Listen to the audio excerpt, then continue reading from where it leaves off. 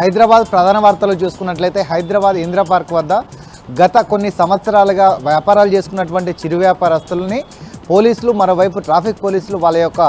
వ్యాపారాలను తొలగించాలని వాళ్ళని ఇబ్బందులు పెట్టడంతో స్థానికంగా ఉన్నటువంటి ఎమ్మెల్యే మూటా గోపాల్ని ఆశ్రయించగా అతను హామీ ఇచ్చేసి ఆ స్థానికంగా ఉన్నటువంటి ఇందిరా పార్కు దగ్గర వ్యాపారస్తుల దగ్గరికి వచ్చి వాళ్ళని పరామర్శించేసి స్థానికంగా ఉన్నటువంటి పోలీసులను, ట్రాఫిక్ పోలీసులను పిలిపించేసి చిరు వ్యాపారస్తుల వల్ల వాళ్ళకి ఏమి ఇబ్బందులు కలుగుతున్నాయో అడిగి తెలుసుకున్నాడు. దాంతో పాటుగా చిరు వ్యాపారస్తుల వద్ద ట్రాఫిక్ సమస్యలు కావచ్చు, లా అండ్ ఆర్డర్ సమస్యలు ఎలాంటి ఆటంకాలు రాకుండా మేము చూసుకుంటాము, ఖచ్చితంగా ట్రాఫిక్కు సంబంధించిన ఇబ్బందులు లేకుండా కూడా చిరు వ్యాపారస్తులు సాయం చేస్తారు, కాబట్టి ఖచ్చితంగా చిరు వ్యాపారస్తులు ఎలాంటి ఆటంకాలు లేకుండా వాళ్ళ వ్యాపారాలు కొనసాగాలని, వాళ్లకు అండగా ఉంటానని మూటా గోపాల్ హామీ ఇచ్చారు.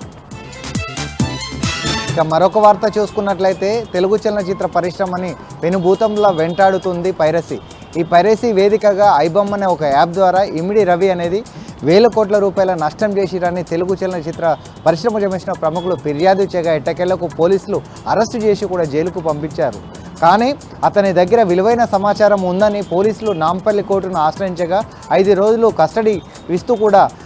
ఆదేశాలు జారీ చేశారు. ముఖ్యంగా చెప్పాలంటే ఐబొమ్మ ద్వారా సినిమాలు చూపెడుతూ మరోవైపు